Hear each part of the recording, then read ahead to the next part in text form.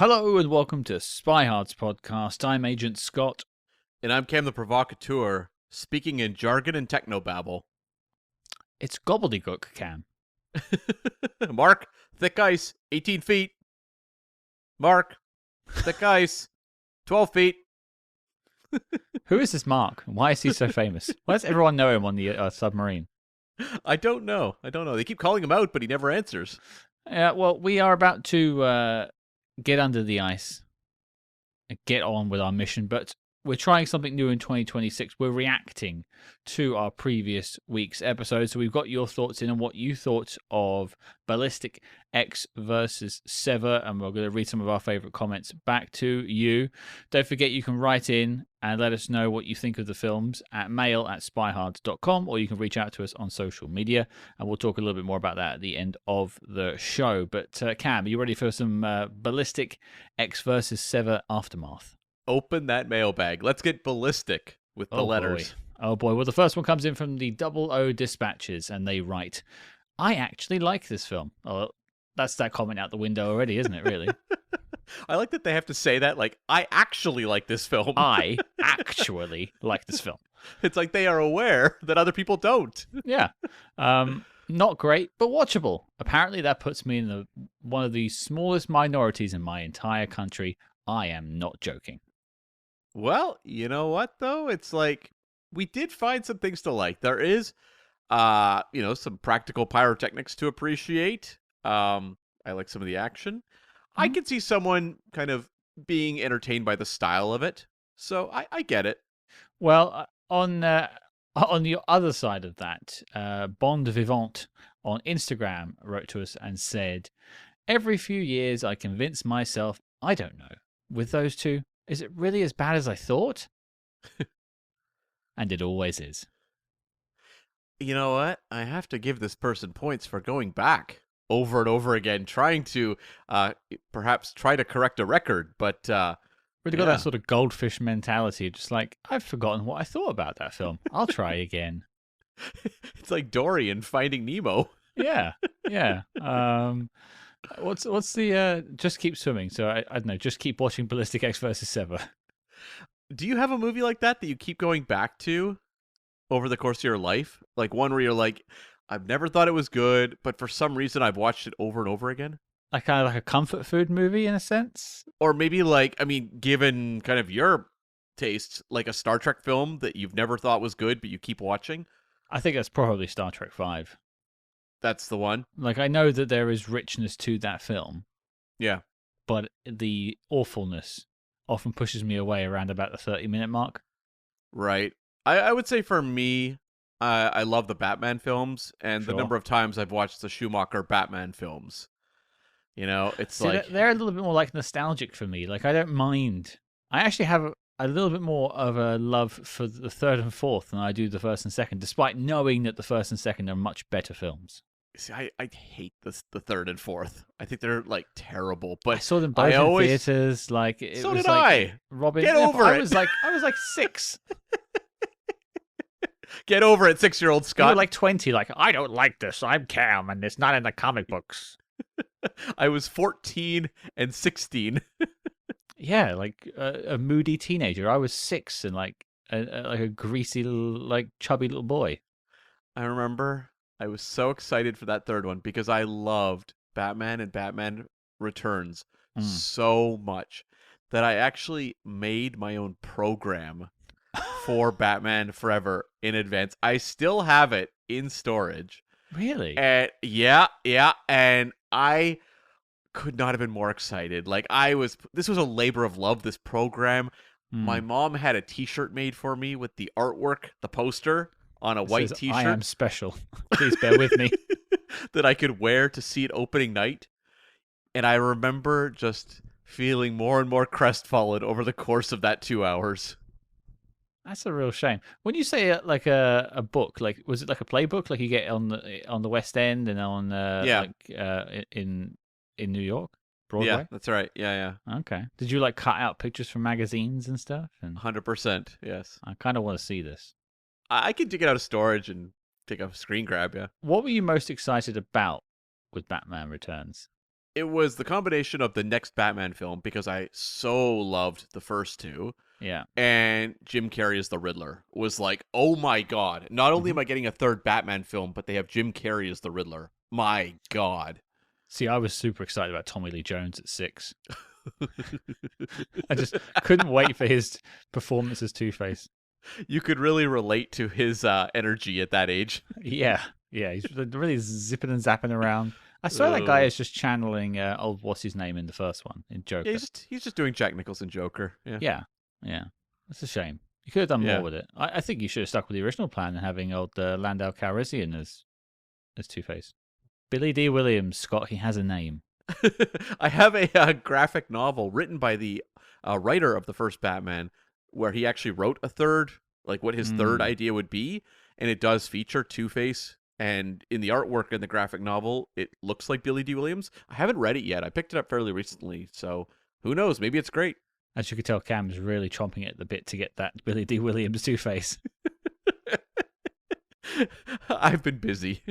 Oh, I'm very busy. Well, the last comment we got is on Facebook from Trevor Bradley Santo. Thank you, Trevor. And he wrote, I enjoyed it. I bought this movie for like $2 at the thrift store. So I was going into the movie thinking it was going to be very bad, but it was decent. So I'm getting the sense this is someone trying to remember back 20-something years ago. Well, he bought it at a thrift store, so it could have been like 10 years ago. That's true. I think it was like, I think one of the things with Ballistic is it's notorious for all the wrong reasons. People just know that it is a bad film. Right, yeah. And also, like, the amount of hoops that you and I had to jump through to watch it in the first place. Yeah. It's like they're trying to, like, push us down, us X-heads. Behind the scenes story, I don't remember at what point in us trying to figure it out, I bought the DVD on, used on... Yeah, I thought you cancelled that. That's the story. Thanks for the punchline there, was I then canceled the purchase. So I do not own... I thought you were gonna... No, I thought the punchline was I forgot to cancel it and my $40 copy of Ballistic X vs. Sever just arrived. It was $6 and I still canceled it. But thank you all for your thoughts on Ballistic X versus Sever. But without further ado, let's submerge.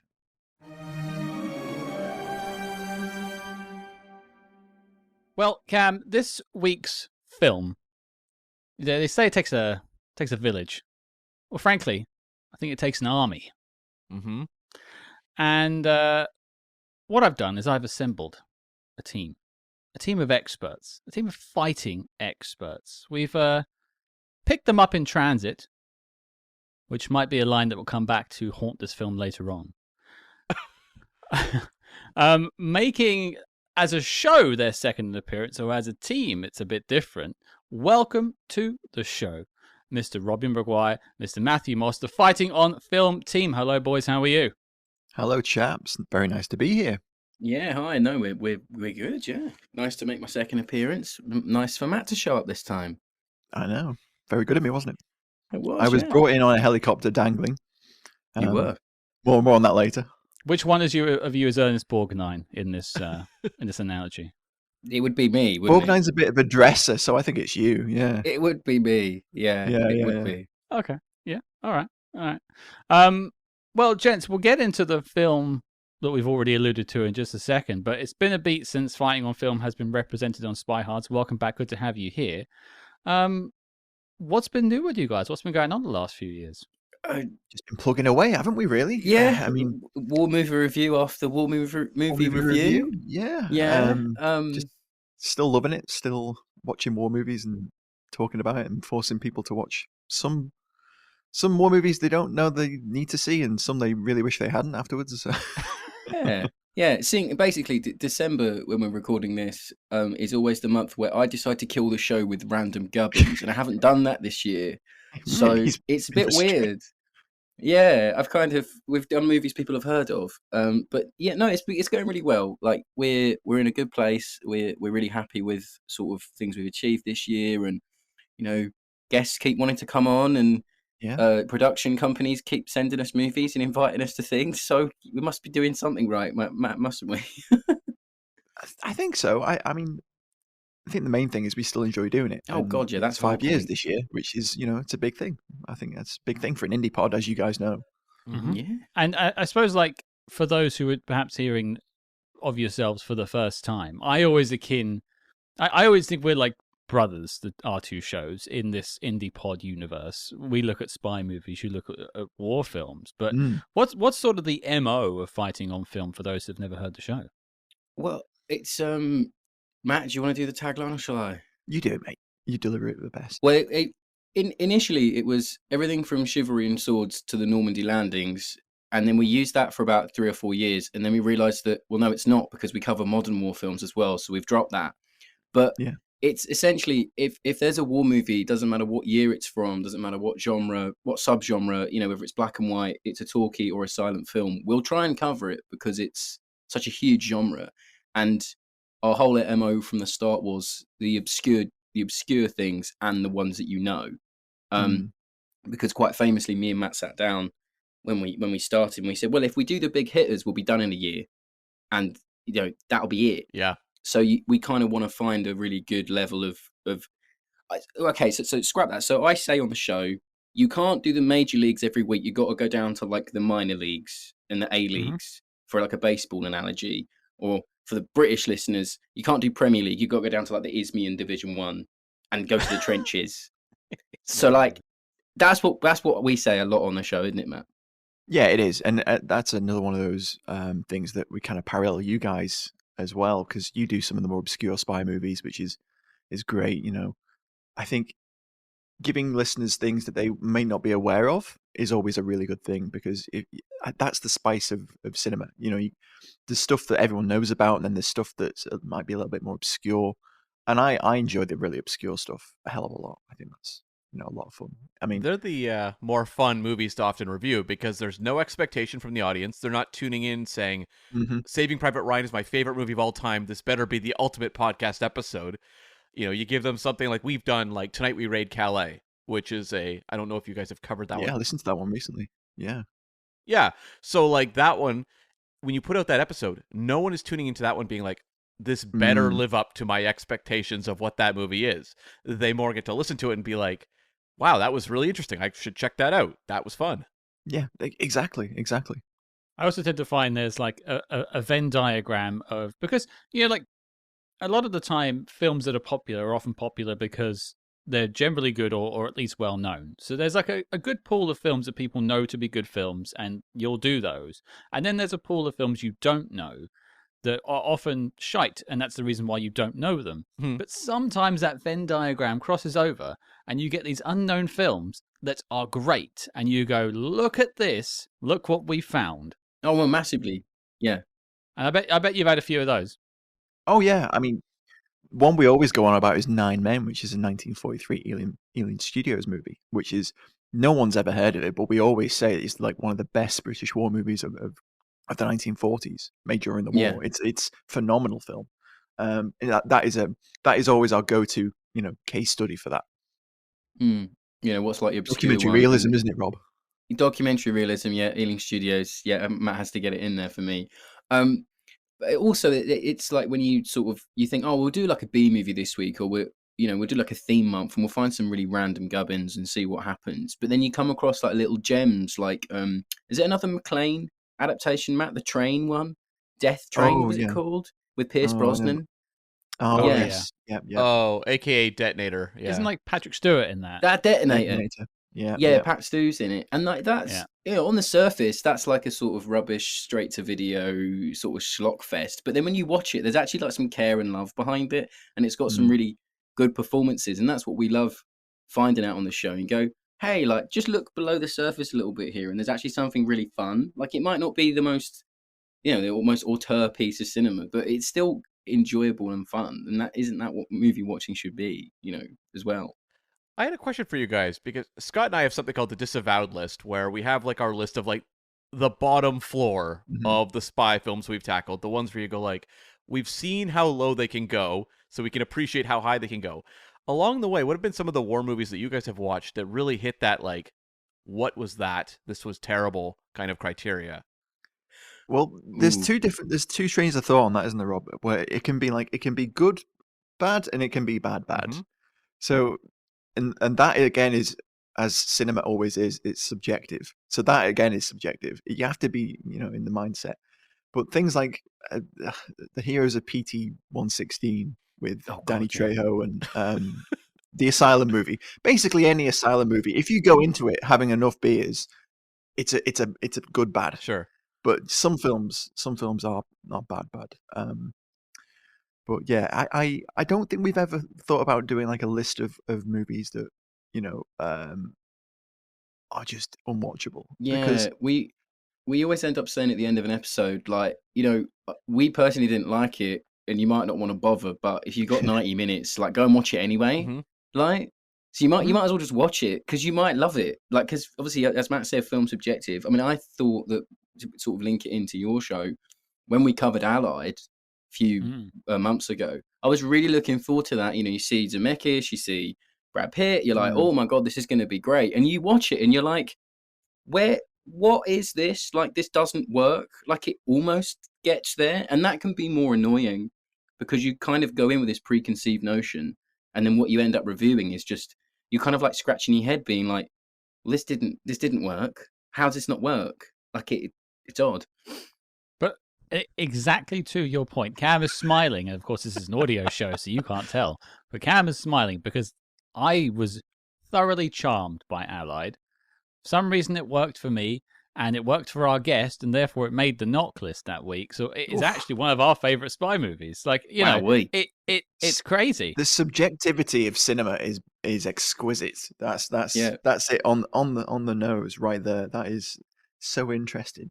The last question I'll ask before we sort of divert towards our Submerge. mission and we submerge. Oh, boom.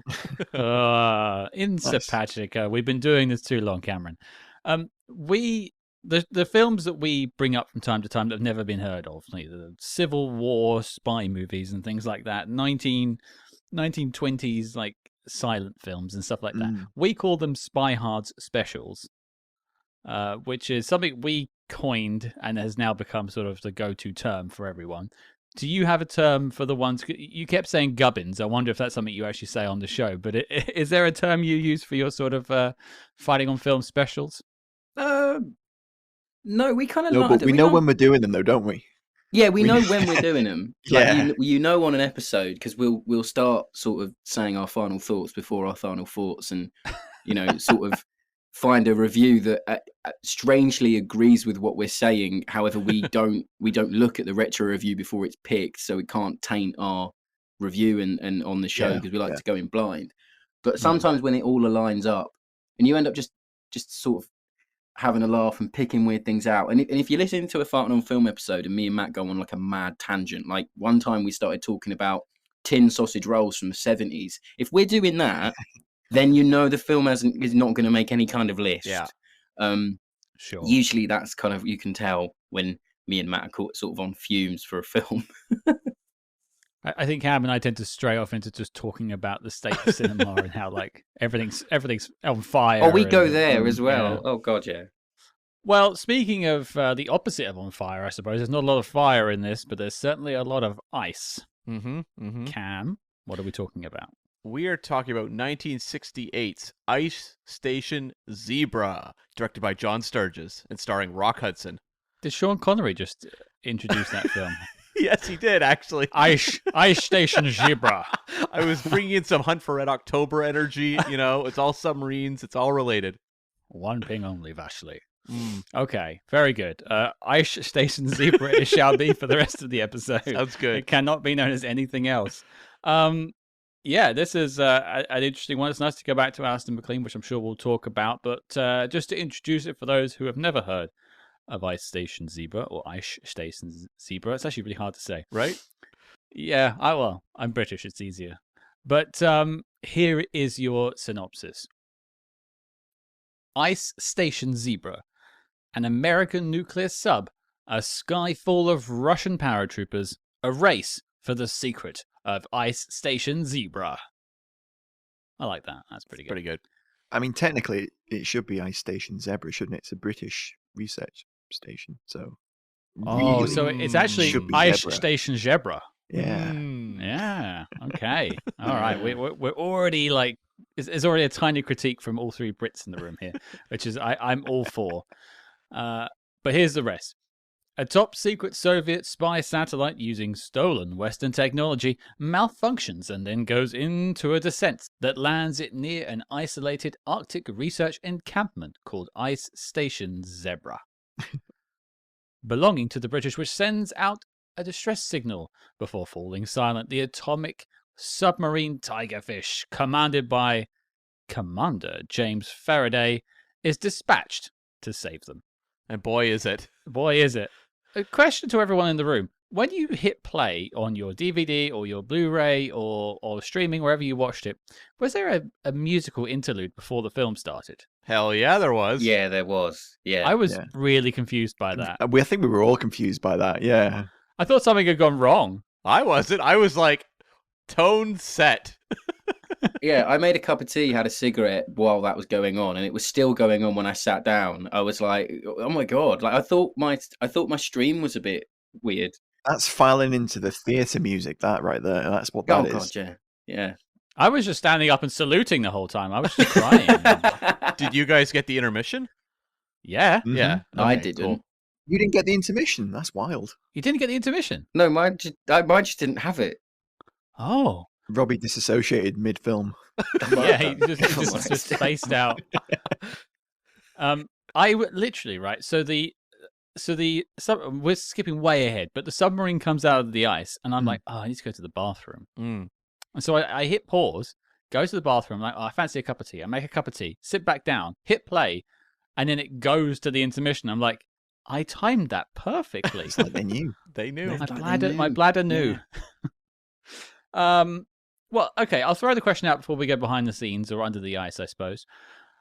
Had anyone seen this prior to this watch? Any history with Ice Station Zebra? Oh, the boys, of course you've got some. Come on, give it to me. I mean, I'd seen it half a dozen times, as a Saturday afternoon film in the UK on TV. That's where it's, firmly ensconced in my memory as being one of these films that was always on ITV mid-afternoon on a Saturday or Sunday, and you'd end up having like Sunday lunch while Ice Station Zebra's on, while they're trying to while the Russians are smoke mortaring the ice station.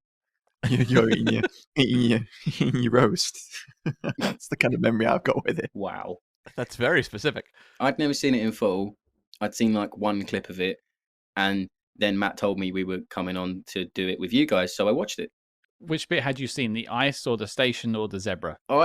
I have a very extremely vague memory of seeing the lads on the conning tower of the submarine in all their sort of like Arctic winter face gear. Oh, yeah. And probably 8-year-old, 9-year-old me thought it was a horror movie and immediately turned it off. So that's probably what happened. But that's the only vaguish memory that I have. You were thinking of The Thing? Maybe was. That's definitely in here. I wonder if Carpenter saw Ice Station Zebra and thought, there's a vibe here. I'm going to borrow that. Because obviously the original Thing is also like in the Antarctic, but there's something about the way, the buildings are broken up and there's bits of detritus everywhere that really leans in on the Thing. Yeah, the bodies strewn everywhere and them investigating the station and trying to figure out what happened. That felt very much like the Thing remake, yeah. Yeah, it did. Yeah, very Thing. Not enough flamethrowers, though, in that sequence for me. No. True. True. Or cowboy hats. Could have done with more. Cam, had you ever zebraed? No, I'd never seen it, but I was always very aware of it as one of the it fell into that 60s Men on a Mission type of movie. And I think it's one I definitely would have watched if I'd had access to it when I was younger. They didn't have it at the library, but it was one that I knew of. That's interesting. Was it not like a TCM movie over there? Not that I can remember. It's like when I think of like movies that I was watching a lot on television when I was young, it was something they had, I think it was called Tough Guy Thursdays, where they were screening Schwarzenegger, Stallone, Van Damme, Seagal, those types of movies all the time. And a lot of like comedies, like there was the Kurt Russell film Overboard he did with Goldie Hawn. That movie was on endlessly. I don't recall a lot of, it seems like you Brits are really spoiled, where it's like a lot of Bond or like these like old war films, they just weren't something that here in Canada I got exposure to, but I would have loved. I mean, you make it sound great, and yeah, we had some films on, but like the guy said, we were also eating sausage rolls out of cans. So That's fair. It wasn't perfect. That's fair. No. That's fair. Swings and roundabouts. Like spam, a lot of spam. Yeah. Spam eggs and spam. I do feel though like my film interests align more with what you guys were seeing on TV than what was being shown here, where it was a lot of 80s comedies and stuff like that. Well, just very North American stuff. Yeah. Like, not like Bond and stuff is always on here. You can't escape the gravitational pull of the Bond films, especially on a bank holiday.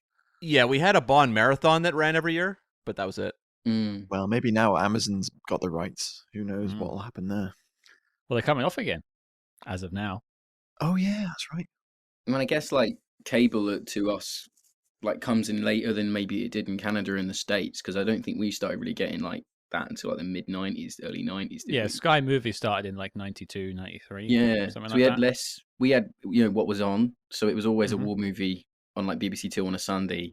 Like you had no choice. 5 channels, and that's what you get. Exactly. Yeah. What's the one that I always remember that seems to be on a lot? And the day was something or other. It's always like a war movie I think of. When the It'll day come well. back to me. Went the day well. There it is. There you go. We did that about 2 weeks ago. We did a couple of weeks ago. Funnily enough. Yeah. I remember quite enjoying it. A bit harsh. It's good a one. great film. It's a cracker. Yeah. Okay. Well, we've got mixed journeys to Ice Station Zebra. Cam, can you debrief us? Yes, so this is based on the 1963 novel by Alistair MacLean, which the rights to this book were snapped up really quick. So the book comes out in 63. In 64, Martin Ranzerhoff, the producer of this film, buys it and is planning to make it pretty quickly. And MacLean, Scottish novelist, we've talked about him in the past on the show. We'll get to that in a second. But he was known for writing thrillers and adventure stories. And he wrote the novel Guns of Navarone, which was turned into obviously a hit film. Great movie. He also later wrote a sequel, Force 10 from Navarone. Not a great that movie. we haven't tackled. Yeah, that one's a little crazy. We haven't tackled either one on the show, but we will. And he also wrote the screenplay and novel for Where Eagles Dare, which came out this very same year. Great movie. Mm-hmm. Broadsword Calling Danny Boy. Mm-hmm. Now that's a perennial BBC Two favorite. It that is. one. Yeah, that's a Christmas movie. Still is. Yeah. You see, that's crazy. Like over here, Where Eagles Dare is not a movie that plays on TV ever. Well, you have a TV cam and a Blu-ray player. Bereft in the Canadas. Yeah. Exactly. I would love to see that. So the plan And you was call yourself British Columbia. How dare you? we don't even drive on the other side of the road. Like, what's going on over here? Yeah. So the plan was to move quickly on this book into a film. And so they had a script by Ring Lardner Jr., who'd done movies like The Cincinnati Kid and Woman of the Year, and would later co-write MASH. And also Patty Chayefsky, who's best known for Network, but at the time had written the movie Marty, which won Best Picture and got Best Actor for Ernest Borgnine. And it also worked on Paint Your Wagon and the Americanization of Emily. And they announced the cast for this movie. They had Gregory Peck, George Segal, Edmund O'Brien, and David Niven. Oh, Niven. None of whom are in the film. Yeah. Niven in the McGoohan role would have been amazing. That would have been great. Sir James Bond himself. I'd have taken that. That would have been great. Yeah, depending on reports, some say Carl Malden was also attached, but that one's less commonly cited. I could actually, I mean, I feel like it might take a little bit of that menace from that particular scene when he's drinking the whiskey after the torpedo tube blows. I don't think David Niven had that frequency. Yeah, I think Niven would have gone. Valentine's. The scene I want to see the most with Niven is when he's like in his bed and springs into action with the gun like pose. I want to see David Niven spring out of a bed into action mode. I just don't see it. Yeah, I just don't see it. There's not a lot of menace to David Niven. I think that's probably why he wasn't the best Bond. True. This is him 5 years after the Pink Panther, so he's not a young man. No. No. No, this is like, I don't know. I don't see it myself. No. I want to come back to McGoohan when we get to the review. I've got a lot to say about that guy. Yes. Me too. They also announced the director, John Sturges, who we've talked about in the past, recently with The Scarlet Coat. And he was born in Illinois, got his start as an editor on Cary Grant's Gunga Din, and did a lot in terms of the film industry. He was making war films and documentaries for the U.S. Army Air Forces during the war. And then he just started going into film and made movies like Bad Day at Black Rock, which is an all-time great noir film, Scarlet Coat, which I mentioned, but is best known for stuff like The Magnificent Seven, The Great Escape. Ice Station Zebra was actually his follow-up to the 1967 James Garner Western Hour of the Gun. And he would wrap up his career with The Eagle Has Landed, a movie we tackled very early on in the run of this podcast. Great movie. So you have a pretty good package here. So what happened to the cast? Well, the movie was going to roll. They were ready to go. And then the Department of Defense took a look at the script and was like, we do not like this. This is not an accurate portrayal of military life. And so they tossed out the script completely. Everything that Chayefsky and Lardner Jr. wrote, gone. And so they had to start from scratch. And over the time, while they were working on a new script, the cast was busy with other projects and whatever else. And so they had to start basically from scratch. David Niven was too busy doing his knees bend workout, of course. Yeah. Okay. I mean, that does happen. That happens now. People get attached to films, and it takes 2 years, and then you lose it, and you get new people, and it ends up on Netflix, and no one cares anymore. Yeah. All the time you'll hear about, what was it, Ford v. Ferrari. They were talking about, like, the original cast for that film was, like, Tom Cruise and Brad Pitt. Wasn't there one recently where, like, it was like two leads like facing off, and it went through like so many permutations until they got to the screen? It's happened a few times, but I know what you're talking about. It's in the back of my mind somewhere. I don't know what it. I feel like Will Smith was involved. Oh, was it Ballistic X versus Sever? Oh, yeah, we did talk about that. That went through. That was literally last week. That went through quite a few permutations. Speaking of spy films that have a bit of a reputation.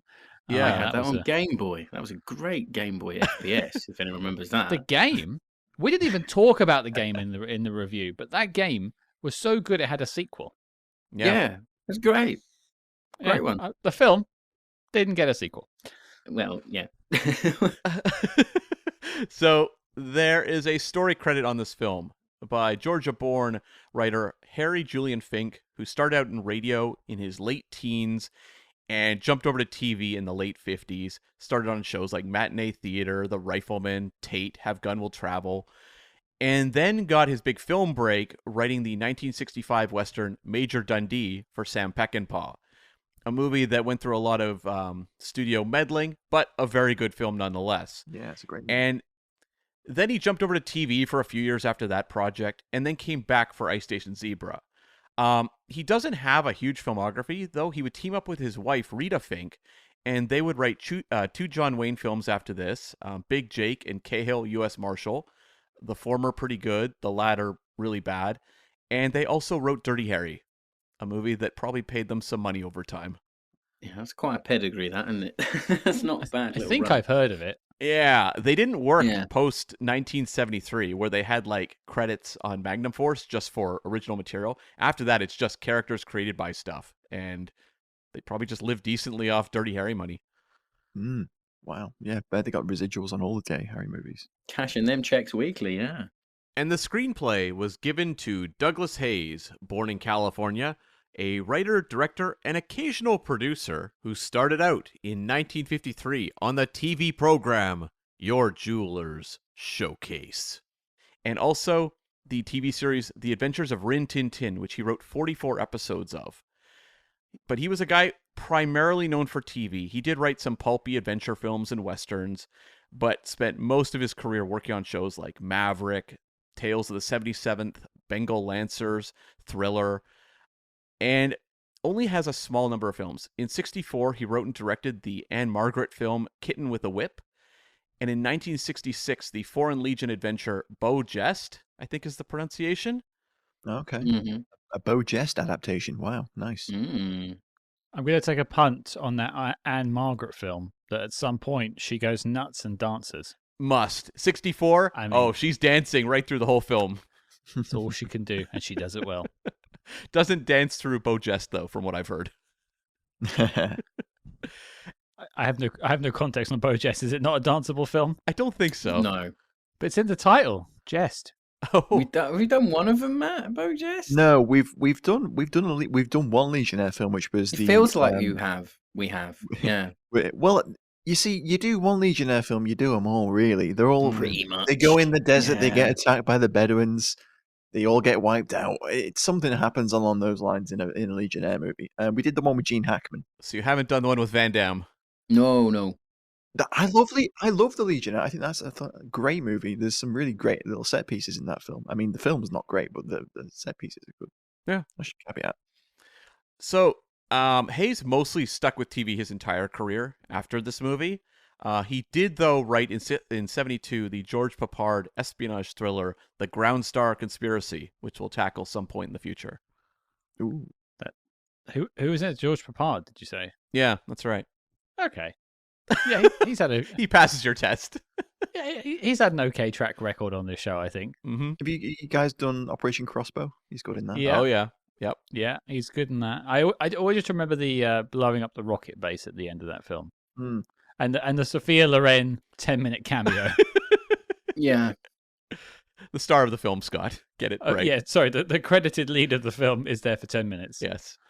So there was some also additional work done on the script by W.R. Burnett, who was a novelist and screenwriter, very high profile, but had worked on movies like Scarface and Little Caesar, The Asphalt Jungle, and The Great Escape, which is probably the key film that was the reason they ran to him. Yeah, I think I've heard of it. Yeah. So the movie, we were talking about the intro music. The studio decided to make it a roadshow production where it would travel. And so that's why you had the entrance music, the intermission, all that. It was more of the kind of thing you'd book theater to theater and make it an event. And so that was the initial idea behind the film. And these types of productions were quite popular. It goes way back to movies like Gone with the Wind or Ben-Hur, where it was like the idea would be it would come to your town and you'd run out to see this event. Yeah, it's also a good way of recouping money if you're not sure the movie's going to do great either, sometimes. Yeah, and in recent years, actually, Kevin Smith has done a lot of his movies that way, where he'll travel with the films. Yeah, and none of them have made any money, so that makes complete sense. Exactly. So, yeah. Come at me, Kevin. Oh, yeah, I'm sure he's listening. Hey, Kevin, do better, buddy. Clerks 3, woof. I used to think you were cool, Kevin. Sorry. The thoughts of Robbie McGuire do not represent the thoughts of SpyHards or Fight on Film. Sorry, we're starting off our own show just called We Hate Kevin. Oh, okay. Fine. Sign me up. Straight with hate. Straight with hate. Not like we dislike. We hate. Ooh. I'm looking forward to the Dogma 4K. He retweeted me once. I feel bad now. Are you buying Dogma on Blu-ray or 4K? The 4K, I'll probably get it, yeah, because it hasn't been in existence on physical media since a really lousy DVD. Okay. Mm-hmm. I'll probably give it a miss. Okay. Well, I saw Jay and Silent Bob Go Strike Back. I think I've seen it all. Oh, you didn't see Dogma? No, I've seen it, obviously. I was taking the mickey out of Jay and Silent Bob Strike Back because it's a terrible film. That one is? I actually like that one. It's not good, is it? Strike Back I like. Oh. Are you kidding? And the third one. The Good Will Hunting stuff is gold. Applesauce, bitch. Yeah. Great line, everyone. Yeah. Congratulations. Well done. Oh, Give that man boy. an Oscar. Oh, boy. I can't imagine there's many podcasts where Ice Station Zebra invites a conversation about Kevin Smith. He'd love that. I mean, he should be here right now. He should indeed. Where are you? Yes. I feel where are awful you? for saying that if he was in earshot, because I used to love the guy. Me too. It's Me too. I actually like if this gets to him and he's insulted, I love it because then he has heard it. Yes, Like suppose you've so. had, exactly. look at that pop culture penetration. So Rock Hudson was allegedly heckled at this film for the LA premiere. When the movie was over, people were ridiculing Rock Hudson. Did they call him a fink? I don't think so. Scott. They But called him worse things, if I'm honest. I think they called him hell of a lot worse things. yeah. May have begun with an F. Oh, really? I don't know what's the dislike of the man? Well, he was heckled for his alleged homosexuality, alleged at Yeah. the time, and then later, obviously, publicly Oh, I didn't know that at all. out. Mm. But yeah, he was, and that's a real shame because I also read that that was the last premiere he actually attended in person, Mm-hmm. according to his assistant, which is really Wow. really sad. But, Yeah. He's great in this. So He's great in a lot of really things. he's unfortunate. fantastic in this film. Great work. He Yeah. plays it brilliantly, but different time, sadly. Yeah, I mean, he was known for he did these like sex comedies with like actresses like Doris Day that were great, like Pillow Talk, really fun movies. I think of All That Heaven Allows. His work with Douglas Sirk was incredible. But he actually was at a kind of a rough patch in his career when he signed on to this movie, and it actually did quite a bit for him in terms of kind of giving him more legitimacy as an action hero. And he did do other westerns and action films after this. He would actually say this is his favorite movie he ever made. Really?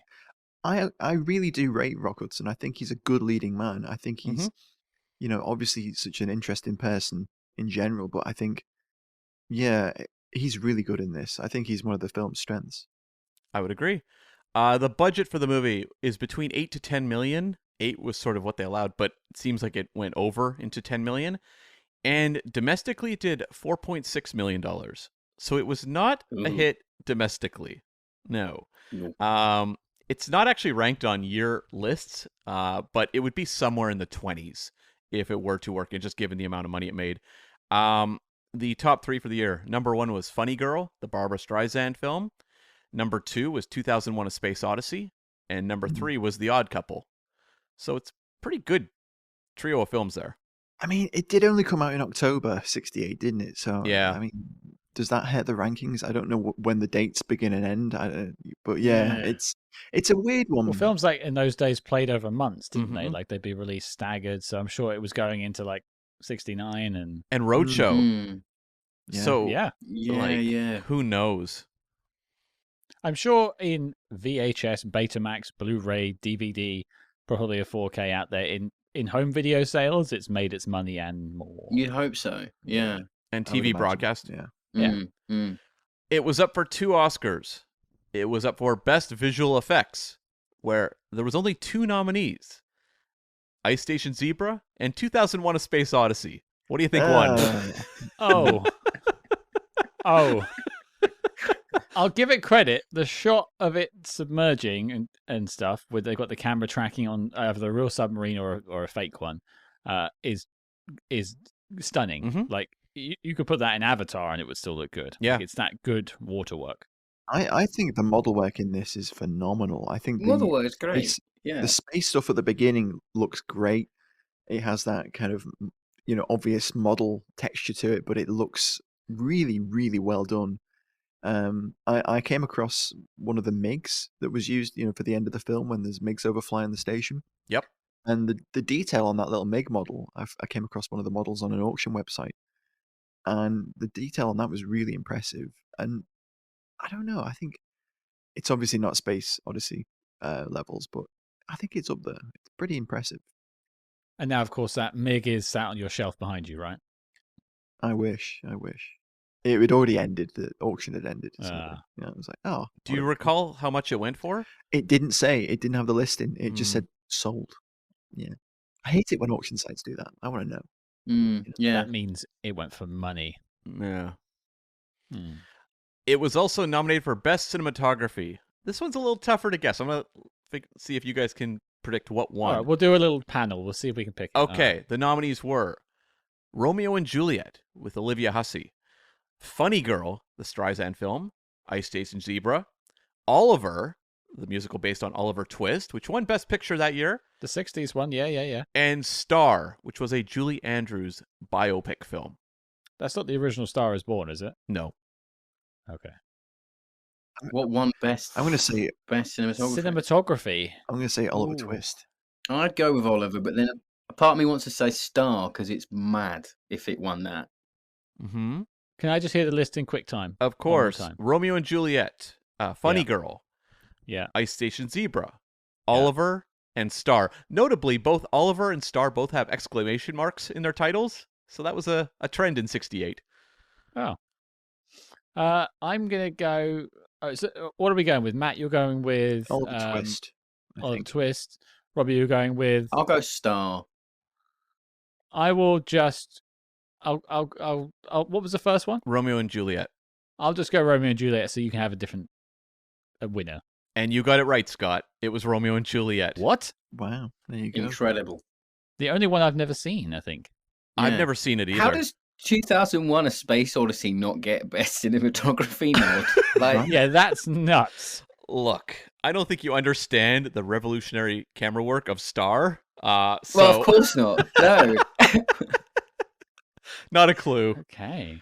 that's wild. I mean, Maybe they gave it so many they were like, we can't give it another one. This is taking the piss. Like, That's probably it's just typical Academy shenanigans. That's what it is. like But the I mean- monkey throwing the bone into the air itself is just like that's just mwah. Was there a snobbery about how many were like model and effect shots? Kind of like how there was could have been. snobbery about CG cinematography for a long time until something like, Avatar or Life of Pi won. maybe. Yeah. But the cinematographer Daniel Fapp did win an Oscar for Great Escape, though. So He did. he got his bag in the end, got his flowers. Mhm. But I love how it looks. I think the film is beautifully shot. It's on Super Panavision 70, so it's big, expansive. It just looks good. It does. And just two final notes. This movie is a favorite of Jimmy McGill, aka Saul Goodman, on Breaking Bad and Better Call Saul. He is a big classic film fan on those shows, and Ice Station Zebra, one of his go-tos. Oh, cool. And the final note I have is that this movie was a favorite of eccentric millionaire Howard Hughes, who watched it hundreds of times and even purchased KLAS TV station just so he could air it whenever he wanted it. Amazing. That's That's brilliant. wild. He Love probably really liked how clean Antarctica was. 'Cause Oh, he yeah. famously had OCD, so it probably just Yeah. looked really nice and clean. Maybe he thought Well, I could make a big yeah. submarine and put everyone in it. Oh. Yeah. Wait, if the what was the name of the plane? I keep thinking Spruce This- Goose, but that's The Simpsons. That's The Simpsons, yeah. There's Bruce Moose in it. I don't know. I The think big it was plane. maybe the Spruce Moose, Hop maybe. in. Yeah. Yeah. I've got one little piece of production fun to add. The technical advisor on the film I read was a Captain John Conley, U.S. Navy retired, and his only other credit was advising on the Lassie TV series in 1962. Whoa. There must be an Whoa. amazing episode of Lassie. Like, Lassie goes to Quezon or Hue or something. Lassie saves some submarine crew members from a damaged submarine or something wild like that. Lassie learns how to use sonar. And, Lassie learns. What's that, Asti. Lassie? There's one mariners ping in a only, Lassie. submarine? One ping only. One bark. Lassie. Yeah. Form. There you go. Bark, thin ice, 18 meters.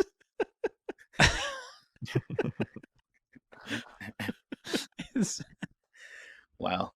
Okay. All right. Yeah. Well, we set the tone. Let's get We've to been it. led astray. We.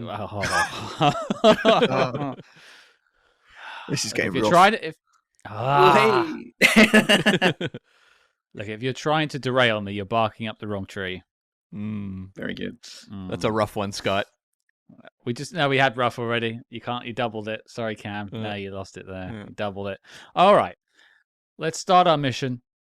Ice Station Zebra. Guests always go first, so I'm going to go in the order I see it on my screen. Robbie, you're up first. What did you think of Ice Station Zebra? Okay. So I enjoyed parts of it. Not quite, perhaps, the whole movie. I think the cast is good. Asterisk. I'll come back to that later. But McGoohan as the sort of cooler than cool company man, whiskey swilling agent is great. I love Borgnine because he comes in as a comedic role, and you think, oh, it's just Borgnine being Borgnine, and then he switches, which I really, really enjoy. But for me here, it's the set design and of that sub sequence is so strong. But then once you get out of the sub, I think the film becomes quite hollow and soundstagey. And hearing the production, I have a theory I want to put to you guys later, or I can put to you now. You might as well. This You I might cued as well. it. Yeah. This really feels. Me and Matt were musing over it yesterday when we were talking about coming on, and I think this movie really feels like a 1964 to 5 movie, not a 68, 69 release. It really feels quite dated in the way it's done, and I can't quite pin why, but if you watch it, there's something about it that it doesn't scream late 60s to me. Like, I just can't explain why to you, though. You know what it felt like to me, and it ties into the 60s trend, which was there was the period where they were really, the film industry was very scared of television, and there was this need to say, how do we do things that separate us from what TV is doing? Because you had color shows like Man from U.N.C.L.E. and Batman that were very popular. And so they would make these movies that were very, very long and slow paced. And the idea was big. They had to be so big, you had to leave your house to see them. And that sometimes came at the expense of pacing and things like that. So it sometimes makes movies feel weird where you'll watch them. And I think of like the original Dr. Dolittle. There was the Hello Dolly musical where it's like, this is like a movie that in terms of what it is works, but they've made it very cumbersome and it feels weird. Like it doesn't feel like what you get towards the end of the 60s. There's something about this. Yeah, I also think it's a little bit too long, but Matt knows that I was going to say that anyway. Because every time I see a movie It's over a 2 perennial hours, McGuire complaint. it's a Robbie thing. Anything over 2 hours is getting immediately scrutinised because it has to be worth its 2 hours in my mind. I think if you can't tell your story in a tight 90, don't bother. But it's just something here that I'm missing. Something's missing for me, but I did enjoy it, and I know that's really flipping the coin there, but there are parts of it that are great. Just didn't work overall for me. But Matt, save me. I like the film. There's a lot of nuance to it that I really like. I like McGoohan's very dark kind of portrayal of a grizzled MI6 agent, and I like the fact that he has a PPK as his sidearm, which almost makes it kind of like in the Bond universe because it's the MI6 standard issue. There's elements of his character and the way he interacts with others where he's very businessmanlike and straight to the point, but he knows how to rub people up the wrong way. So there's a bit when the Marines are on board and they're, Jim Brown's character and the young lieutenant are talking about, well, a bullet travels the same speed wherever. And he just goes, well, actually, I think you'll find that your 5.56 round out of your M16s travels a little bit slower in the Arctic climes because of the density of the air. And they're like, oh, okay. Wasn't expecting that from the man in the sheepskin, but or whatever the hell he is wearing. But it's these little bits where, and the conversation he has with Rock Hudson's character, and I really like the interactions between the commander and the spy, in that the commander's trying to, in his own way, get as much information about the mission out of him as possible, and the spy ain't having it. Like McGoohan is not having it. He's adamant that he's not going to, it's a when you need to know, you'll know kind of situation for him. And you feel like from experience, he knows that's the best way of doing it because he can't really trust anyone. And that's what makes the flip of Vaslov so interesting, because you're there and you're thinking, okay, well, it could be Jim Brown's character. He could be the Soviet plant. Vaslov seems a little bit obvious because he's already Russian. They already know each other. So you kind of like, does he suspect Vaslov? Does he not? And then I think it's for a spy movie, one of the all-time great what the hell moments, where McGoohan shoots Jim Brown. I think that is just like a whoa, you're not expecting that.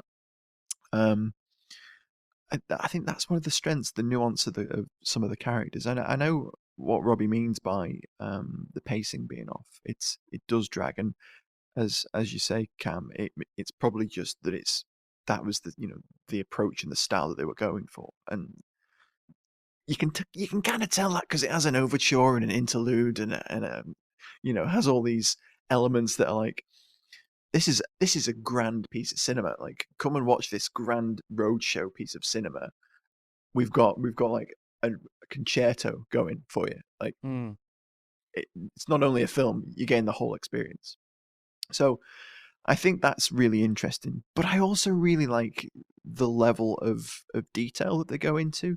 You get some genuinely tense submarine stuff going on, where they're trying to break through the ice. We haven't obviously talked about the big pivotal moment with the submarine's torpedo tube being sabotaged. That's a great scene, which I'm sure we'll talk about in general. But there's a lot to pick apart on this, because, as Rob says, when they get off the boat, they are kind of just in a soundstage and they're walking. They're in a soundstage when they're on the submarine, but it looks good. They're in a soundstage when they're in Antarctica or the Arctic, wherever they are, because it looks like a soundstage. But it's actually a really good soundstage. That section where someone falls into a crevasse, and then a load of guys fall into a crevasse and like try and get him out. That's and great. it's slowly moving together. That is really, really good for the period. And it just, the lighting in that sequence, the practical effects that have gone into it, all really, really good. I think they're really strong. But yeah, I'll second that as well, Matt. I think the visual work here is top notch. Yeah, that's the kind of the high point of the journey to the station. And then I think what the problem with the station section of the film is, you kind of go, okay, well, we're here now. What's going on? And then it's like, oh well, everyone's dead. Oh, this guy's not dead, but he can't tell us anything. And then Vaslov finds the beeper, and then it just feels a little bit I felt rushed. it was a bit convoluted as well. It is a little bit, but it's the film's drawn out for the first two acts, and then the final act feels almost slightly rushed in some respects. You see, I jump in on the other side of it, agreeing, but from a different perspective. And firstly, I'll say it does feel a bit muddled. It feels a little bit like that dinner table scene in Where Eagles Dare, where Richard Burton lays it all out, and you're like, huh? So, the quadruple cross. One more time. Just go through it again. So good, that sequence. But it's great. But it's like you have to revise, and you shouldn't have to revise. I think it's something to do with, and I'll get to my thoughts in a second. This entire film is about propulsion. It's a submarine moving to a target. It gets to the target. The guys decamp and they move towards their target. And then they get to the target and everyone stops. Right. And they look around and they go, oh, there's some Russians there. Guess we'll stand still. Yeah, it's Russians so static at the end. It does lose a bit of momentum, doesn't it? For sure. There's also like the issue that a lot of it becomes what Goodwin did. This agent who was at the station that we've never met, other than a quick shot at the start of the movie, who we can't identify anything about him. But it's a lot of characters explaining what Goodwin did, but we have absolutely no connection to who Goodwin is or his part in the plot. So, like, for me, I said in my top line note was like the Titanic. It had an impressive start, an interesting journey, and then a rather lackluster end. Just hits an iceberg and everyone just drowns, right? Like it's not the big auspicious arrival at the other side. It's not balloons and parades. It's just like, oh, okay, it sank. Cool. It's propped up by great performances. McGoohan is...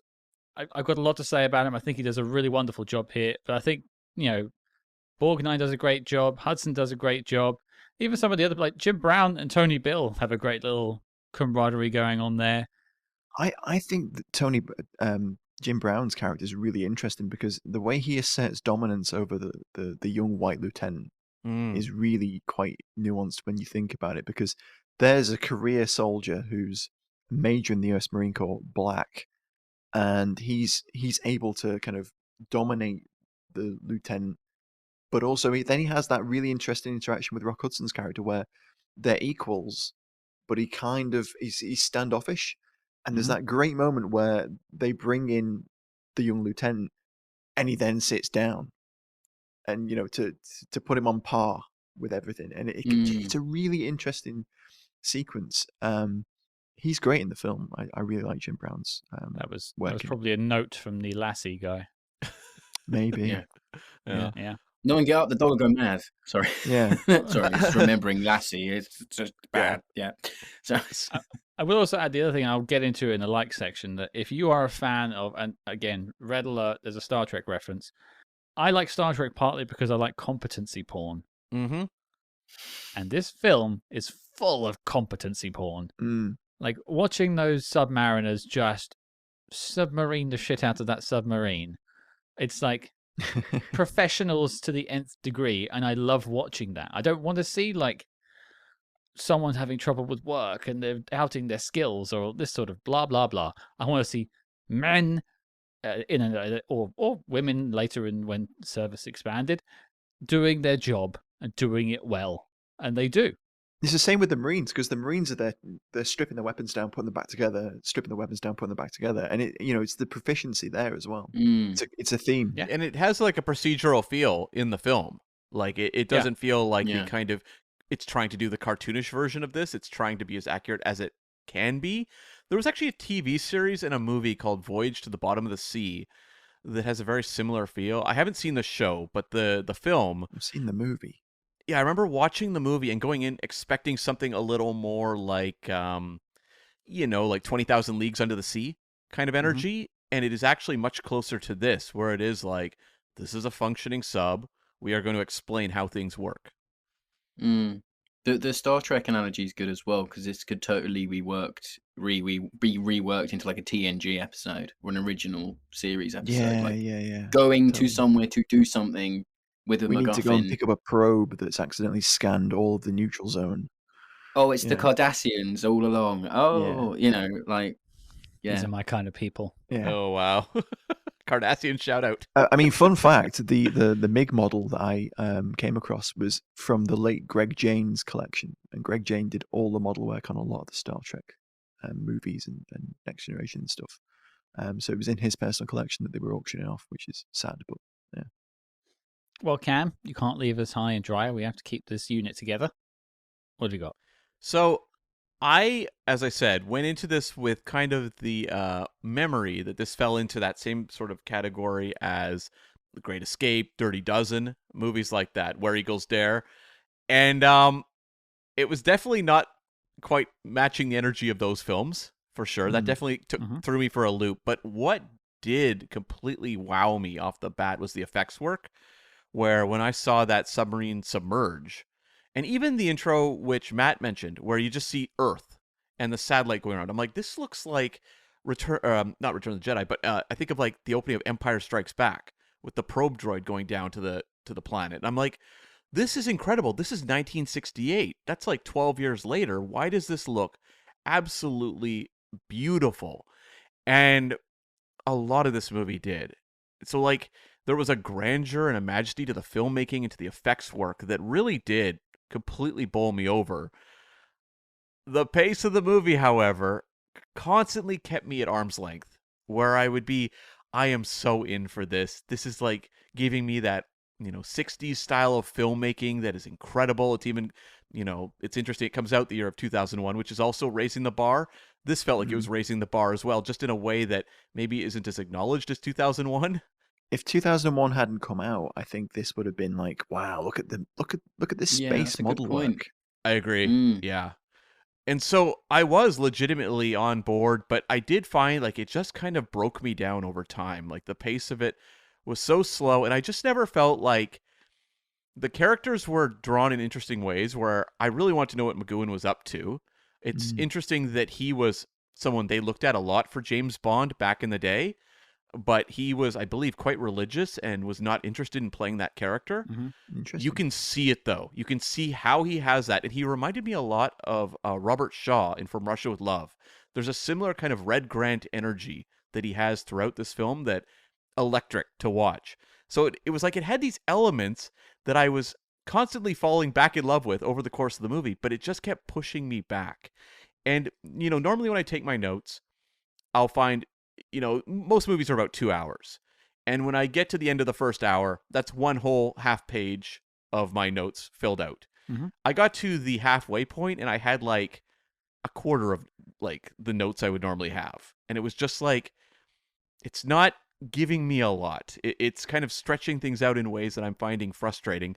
It also, I think, has a real problem with obscuring the motives of its characters, which it does consistently because it wants the reveal of Borgnine, but at the expense of any drama throughout the film, because no one really acknowledges each other as anything other than professionals doing a job. There's no sense of rising tension amongst the characters. And so you're waiting to get to that reveal. Then things can happen. But that's happening at like, I don't know, 2 hours and 10 minutes into the movie. And by then I just found like my enthusiasm had really dipped off. It's interesting because I had like in the first sort of 5-10 minutes when the satellite's going around the Earth and they're sort of assembling the team, I felt it being a bit sort of sluggish. And then as soon as things got moving, I just like, snapped up in my chair and was like, oh, I'm brought into this immediately when the team is together and they're actually out on their mission.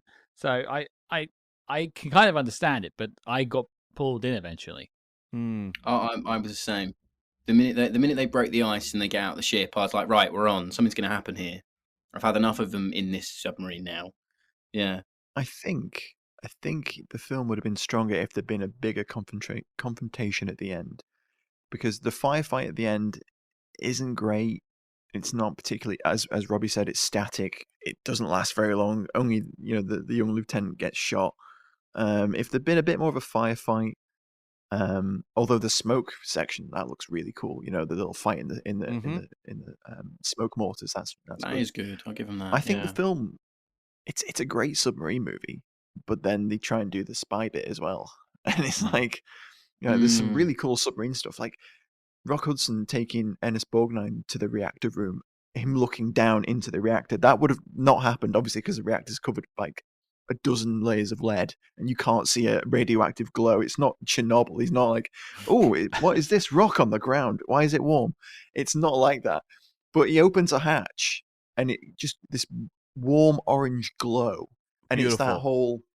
it's that whole like postmodern nuclear age kind of optimism. It's the warm embrace of nuclear power right there, and it's just the majesty. Yeah, but like 10 years too late. Like that was a 50s thing, right? It's like weird. Yeah, it is, but at the same time, it's still a really prevalent thing, even in the 60s. And it's like, wow, look at all this technology. And the film doesn't have, when you think about it, there's a lot in the film that you take for granted as a modern day viewer. There's bits where they're looking at CCTV outside of the submarine. They can see under the ice without looking at, through a periscope. They've got geolocating things. They explain in fairly, minute detail how the camera thing works. And, it's British technology stolen by the Russians and then borrowed by the Americans. And then the Americans made this. And then the Soviets stole the camera and it gone on a Soviet satellite. And it's all these kind of like Cold War intrigue touch points that you're ticking off. It's like, okay, yeah, tiny camera, got it. Satellite, got it. Nuclear submarine, got it. It's all these kind of technological wow points that are throughout, and then you get the little box that beeps as well, which is always nice. To your point about the discussion about the satellite, there's a line I really enjoyed. It's like a throwaway line from McGoohan, but basically he just says, "Oh yeah, your Nazis worked with our Nazis, and it was stolen by the Russians' Nazis." I was just like, what a little like just very stab. Yeah, nice. The cynicism. You just let them get by. Yeah, it's almost it's we'd write that now to feel clever, but doing it in '68 is actually really nice. It's like a bit earlier than you think they'd be doing that. It's a good line. Well, let's celebrate. Let's talk about the good stuff. I will go in the opposite order of where we were before. So, Cam, you're up first. What's the thing you want to highlight that you really liked about Ice Station Zebra? I mean, the number one was, to me, the visual design of the film, the effects. It's rare for me to be bowled over by effects nowadays. It just really doesn't happen very much, I find, in the age of CG. You might see something like, I don't know, like a Christopher Nolan film, and he'll show you something you haven't seen before. Like in Tenet, a movie that has a lot of problems, but when I see the lead of the movie fighting himself going in reverse, absolutely incredible in how that's pulled off. But few and far between are the great wonders of effects. But like this movie, I was legitimately astonished when I watched the submarine scenes throughout this movie because I couldn't figure out how they had done this in this time period and why it looked so unbelievably good. Because you can even have effects from that period where the actual act of the effect is incredible, but maybe the compositing now looks a little dated or something about it just has kind of lost the luster where you can kind of see the seams a little more. There's scenes in like the original Star Wars trilogy that were revolutionary, but now you go, oh, I can kind of see the bumpiness, like the forest speeder chase in Return of the Jedi, for example. But here, it felt seamless in a way where I was going, how is this possible? Like, why are we not talking about Ice Station Zebra in that regard? So, in terms of like my takeaway from this movie, it will be remembering these effect sequences because I just, even in the realm of submarine movies, and I've seen many submarine films, I've never quite seen one that was this beautiful. Even like, I think of the sequence where they're going underneath the ice. Mm-hmm. That's incredible stuff. Put that on a big screen now, people would still be wowed by it. I don't think anyone will disagree with that. I said the shot of going under the water is just like it didn't need to be there. No, it didn't need it, but it is beautiful. I'm shocked it didn't get the cinematography award. Well, and the planes actually, the scene of the planes approaching, you can tell they're a little more models, perhaps than some of the sub stuff, but they have like a way of like a style of shooting them that it just looks incredibly cool and unlike anything you've seen before. I think I read a tidbit, which, IMDb is not all that trustworthy, but Sturges said that the planes, the way he did that was his biggest regret of the film. Interesting. I mean, you don't even notice when it flips to US planes that there's a one like little shot where it cuts away from being models to being, I think it's Phantoms, I don't know, like F4s or something, and they've got the landing gear down, and you're like, I read that on IMDb and I was like, I didn't even notice. Didn't even notice. Yeah. And great payoff to it where you have all the parachutes coming down, which is also a beautiful shot in this movie. It's a really cool shot. Yeah, it's cool. Like really foreboding as well. Like, you don't know. You can't count them. There's too many. Like, who is coming? Yeah, it's great. It's great. And I like how a couple are red. It's just to like mix it up. It's not just the sea of white parachutes. There's a couple red ones in there just to give it a bit of a pop. I like that they all took the time to put CCCP on their jackets so we'd know who they were. That's nice of them. Not very covert, boys. No, not very. No. Make sure the badges are on purpose. Very nice to see having such an early depiction of the VDV, isn't it? Yeah. Very good, yeah. All with Madsen M50s, which are definitely not Soviet machine guns, but we'll let them off. No. I didn't think we were getting into critiquing the guns, but I guess that's what you guys can bring. That's here. what I bring. Anyway. That's what Matt does. That's Matt's job. What's the firearm situation of Ice Station Zebras? Is it past muster for you? Apart from that, really good actually. It's one of the very first depictions of M16s on film. There's like I think 7 Days in May is one of the first major movies to have M16s in, and that's like 3 years before. And then it's really good. Like the gun aspect of it is actually quite surprising because obviously he's got the PPK, which is a really good pistol for a spy, as you guys know. But then like the nuance of them stripping the M16s down, because that would have been space age tech as well at that point, where it's like, look at these new cool weird black rifles that aren't like anything we've seen before. Again, hammers home that kind of space aginess. And they've only just been fully adopted like 2 years before this movie comes out, so they are brand spanking new. Which is and also you've also got, I think the Marine Corps only adopted the M16 in like 67, 68, wasn't it? Yeah, 67 rolled out fully 68. Yeah, and this is right around the time of the Tet Offensive as well. So like this is like cutting edge tech for the U.S. Army. So yeah, I could go over more detail about the how many prongs are on a flash hider and that noting exactly what model there are, but we won't this week. But we could. I'm gonna throw some love at McGoohan's door.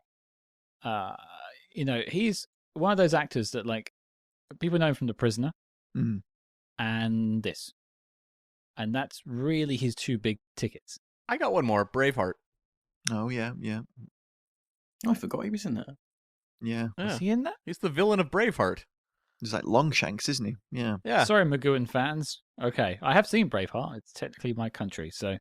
But I think he's absolutely fantastic in this. I love that the idea of it in like concept is, you'll watch The Spy Who Loved Me, and James Bond goes to a submarine and you're watching it from James Bond's perspective as he's on the submarine.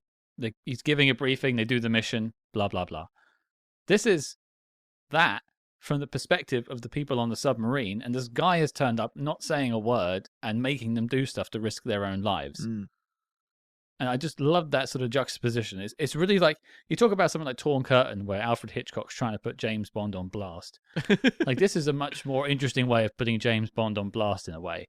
Going, look at the inherent nonsense of someone like James Bond turning up on your submarine, and how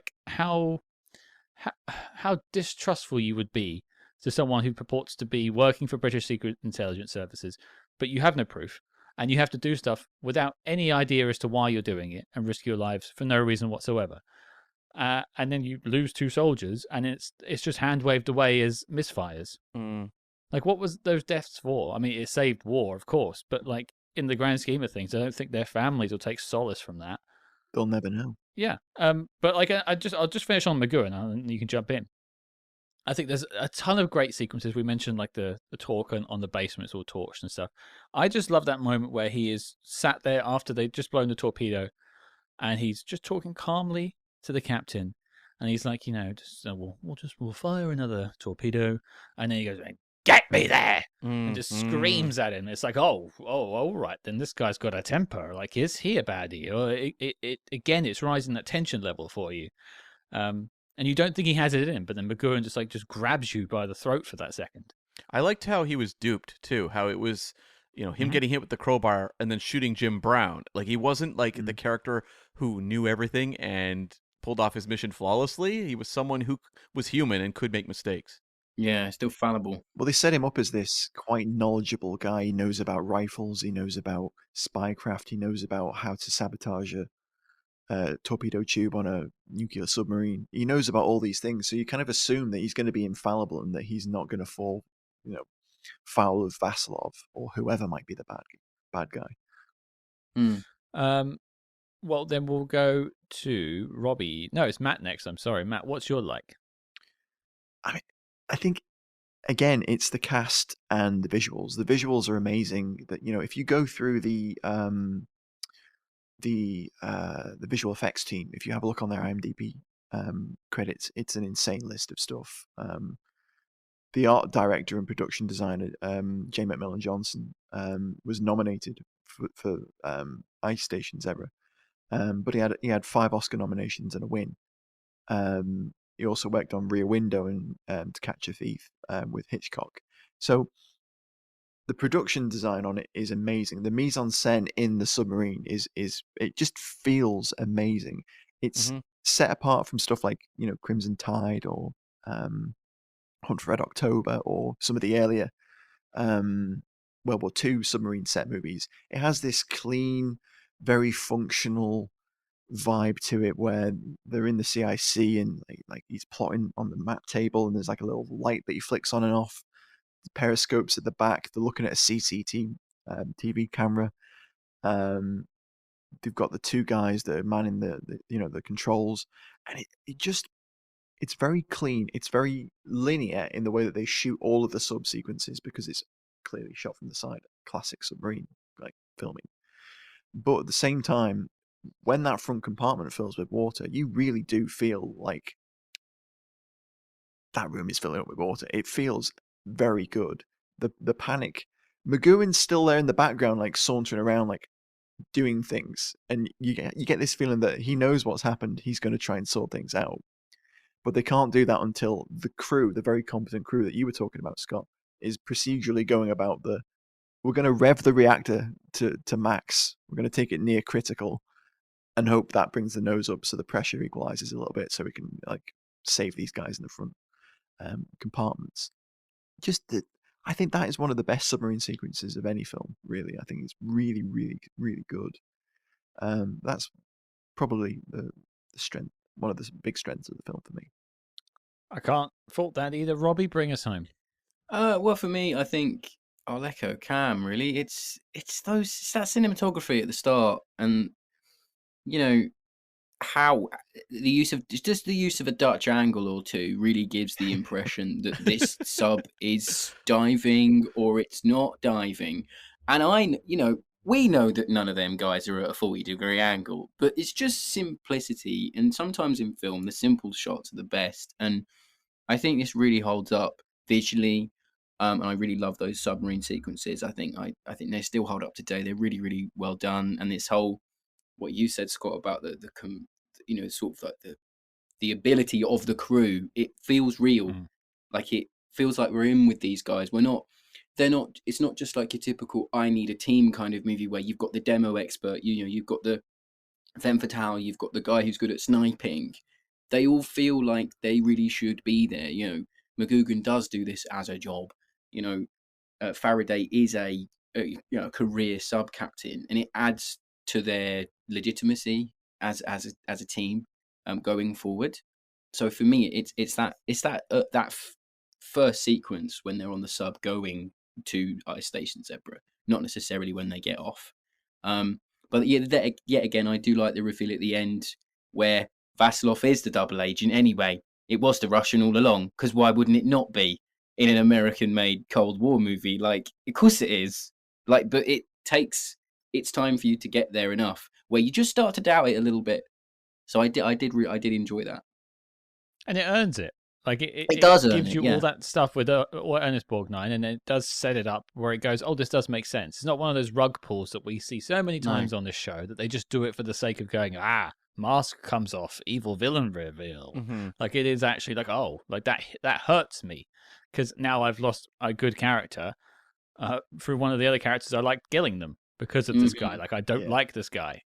It seems like I was kind of maybe alone about the ending. I actually liked the face-off with the like the Soviet general commander. I can't remember what his exact rank was, but like the fact that ultimately this Cold War came down to two professionals who don't hate each other, are just there to do a job, talking it through. It's the kind of thing I can understand how it's deflating in some ways, given the momentum the movie's trying to, get towards the ending. But I kind of like that Cold War message of it, where it's just like, today we're disagreeing about this capsule that ultimately is kind of meaningless. They're just maintaining the status quo, aren't they? Yeah. And it's not like he's like, you blew up the capsule, well, I'm gonna kill you for that, and turns into like a fist fight. It's like, no, I like that they just walk away from each other at the end.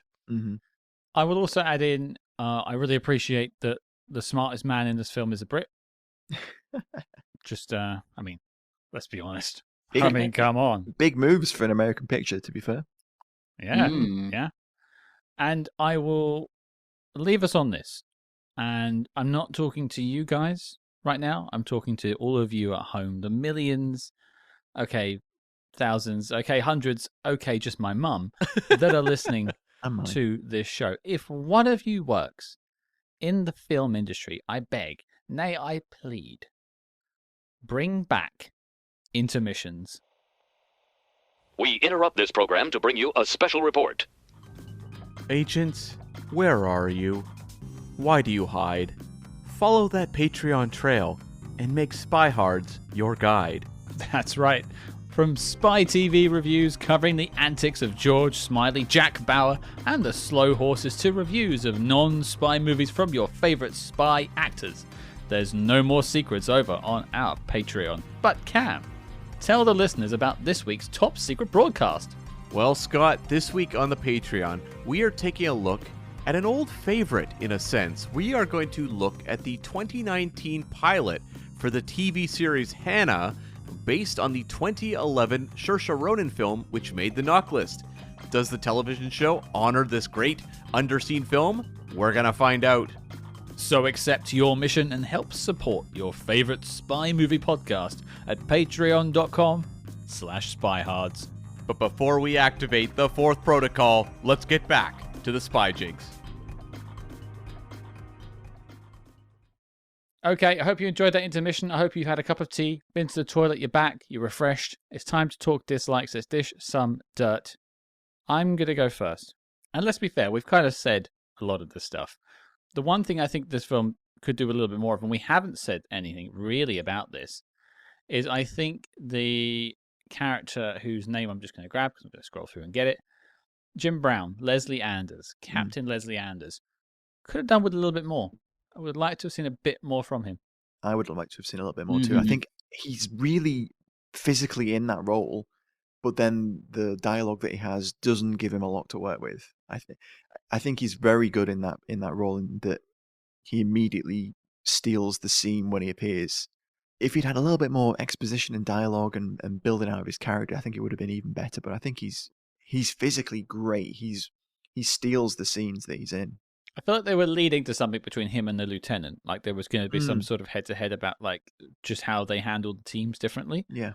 They're building to something there, and we never really get it. I also think like if you have a saboteur on the station, they could have, or on the submarine, they could have used the Jim Brown character a little more to build up tension among the characters, because he is the one who's the most like butting up against everyone, the one who says, I view someone who's well liked as a negative. That kind of goes against what the audience wants from the characters. They want people they like, that they want to hang around with. And so if you have a character that is that kind of, you know, a little bit of that rougher force, you want to use that for tension, especially when there's suspicion involved. I agree. But that's a small critique, I'd say. It's not a big one. I would just would like to have seen more, but then also we would have got another 10 minutes in the film, and that would have disappointed Robbie even more. Yeah. Yeah, thank God. No, I don't want more. Not more, please, no more. Speaking of, back to Oliver, please, sir. I don't want any more. Yeah. Well, actually, Robbie, since you're here, is there a dislike or something you want to bring up, or just talk a bit more about? Yeah, a couple of things. So firstly, yes, I think it's a bit too long. I think you could cut about 20 minutes out of this and not lose anything, and I think that's a bad thing. However, I'm going to go out on a limb, and I know that I've agreed and said that the casting is good, but I think that I would have also have liked to have seen a cut with some heavier hitters in this, like perhaps someone like Robert Mitchum for Faraday, or Richard Burton for Jones, who had just starred in Where Eagles Dare in the same year. Like, I feel like that might have kept me going a little bit more, because don't get me wrong, everyone that's in it, I think, does a fantastic job, because the script is really great, and I think they play their roles really well. But I think for longevity terms, maybe the reason this movie isn't as well remembered as other McClane works is the fact that it doesn't have, like, Where Eagles Dare has Clint Eastwood and Richard Burton. This has Rock Hudson and McGoohan. Like, I think that people in the street wouldn't maybe know that one, but they'd know Where Eagles Dare. And I just think maybe that's a shame for me, because I would have loved to have seen Burton in the submarine kind of shouting at Rock Hudson. It would have been great. But that's kind of would have been good. Yeah, he would have been. Yeah. There is like a star wattage thing here where it's like, at the time, Rock Hudson, Ernest Borgnine, these are all like pretty big stars. Rock Hudson was obviously a leading man, but like when you see it now, it's like Ernest Borgnine, despite being an Oscar winner for Best Actor in '55, he feels like more of a character actor and would play a lot of those roles. He's become a comedic actor to us, I think, after the fact. I think the fact he had an Oscar run is lost on modern audiences, and I think maybe that's another reason. And then also, I think that the ending for me, I love the fact that that it just ends with them sort of going, right, well, we're not going to cause anything mad to go on here, we're just going to leave. And then you get the typewriter coming over and it says they cooperated. But as a sort of, maybe it's my issue as a modern moviegoer, I was like, well, where's my big explosions? Where's my big death? Where's my big battle? I didn't get it. And I was kind of left, it's like I've eaten all my cake and I was excited to get to the icing, and there was no blooming icing. Like, give me something more. Like, I just wanted a little bit extra. Well, let me inject my dislike, because I'm right with Robbie, which is the same thing, which is that, like, when you get there, and you have to be kind of patient to get there, because it's quite a journey on that submarine. And the fact they introduced the scene with the crevice, which, again, we talked about, it looks beautiful, and it's incredibly tense filmmaking from John Sturges. But the fact they have to introduce that, which is a completely unrelated element, because a crevice in the ice has nothing to do with what this movie is about, it feels like they're trying to inject some excitement because there's not a lot to come. And if you're going to spend that much time on the journey, you want there to be something bigger. And at least for me, I was quite frustrated getting there and then hearing a lot of exposition about Goodwin. Yeah. No, I agree as well. That's my primary con against this film. I think if we'd had a bigger confrontation at the end, because if the outcome is that we maintain the Cold War stalemate and the status quo, they could have shot as many guys as they wanted, as long as the outcome is the same. They could have had a huge pitch battle. But obviously, budget constraints, practicality, perhaps, maybe that's what was at play with that. But I think really it's the pacing and the build to a unclimactic conclusion that I think is what we've all kind of identified as the key issue with the film. I agree, and I think I will just throw in one for good measure. I think it's a dislike, and I feel bad for all of the cast and the everyone that worked on this film for the amount of asbestos that was used on that snow set. Yeah. Oh yeah. Oh my god. Good lord. Like, they definitely were using asbestos there, and everyone was rolling around in that shit. Mm-hmm. Yeah. Or that's a lot of shredded coconut, and it smelled really nice. Oh, that'd been great. Everyone went home smelling great. Yeah. It'd been like fighting in a bounty bar. Yeah. There's no curse attached to this movie the way there is like The Conqueror, the John Wayne film, the Genghis Khan film, where it was shot on like a nuclear test site, and like half the cast and crew got cancer later in life. But like, wow. Or that Soviet film Stalker. Yeah, that's a good one too. Yeah. What happened there? Don't know. They basically filmed it in a chemical wasteland. It was like, it looked incredible, but it was very unhealthy for the cast and crew. Yeah. R5. Right. So I don't think there was any ice station asbestos curse that came after this movie, fortunately. No long zebra on this one. That would be the nickname of the film. Long zebra. Yeah. That's a topical one for everyone out there. Okay, final notes before we get to the knock list. We didn't call out the Firefox connection. Okay. So the scene of the second arrival of the submarine, where it bursts through the ice the second time, is used again in Firefox. Oh, wow, okay. That's cool. Okay. Well, Scott, I love it when films do that. Scott, did you pick up on the Man from U.N.C.L.E. connection? Well, it's the same set, apparently, that they used in Man from U.N.C.L.E., the ice set. That's one, but did you notice a casting connection? No. Tony Bill, who played Walker, was Steve, the young man in the final Man from U.N.C.L.E. film, who I believe was the one we thought it was like a backdoor pilot for. Yeah, that kid, yeah. Okay. Same year. Oh, Steve. Oh, okay. I think I preferred him in this. Yes, much better. Yeah. We talked about the Thing vibes. Definitely a lot of that at the end. Carpenter must have had a little look at this, just for capturing that sort of tension. Yeah, I saw a note that said he was a fan of this movie, but it was one of those notes where there's no actual accredited source to it. So you're like, okay, is that just them assuming, or he actually said that? But like, there's definitely something in the air. Like, they're all in the snow outfits. There's like the desolation, all the burnt out buildings. Like, there is something there. Mm-hmm. Yeah, and he would have been, I think, I'm not sure if he was a film student at this point. I don't think quite yet, but he's a teenager, so he probably would have seen this in theaters. Okay. Gents, any other notes you want to pitch in? No, I can't think of anything else. Cameron? I actually really love the score by Michel Legrand, who had worked on movies like The Umbrellas of Cherbourg and The Thomas Crown Affair and Yentl. I thought the score and... Never Say Never Again. Don't know about that one. Not familiar with that film. I think you made that one up, Scott. Cut that out. Cut. Doesn't exist. But I thought his score here was really sweeping and really beautiful. Oh, it's great. Yeah, the stuff like, especially with the waterwork and things like that paired together, and like during the intermission and stuff. Like I said, I was just standing to attention, saluting and crying, pressing F to pay respects. Like, it was really just it was good stuff. Okay, well, it is time for Knock list. Knock list. Knock list. The knock list. Knock list. Knock list. Knock list. To pick a side.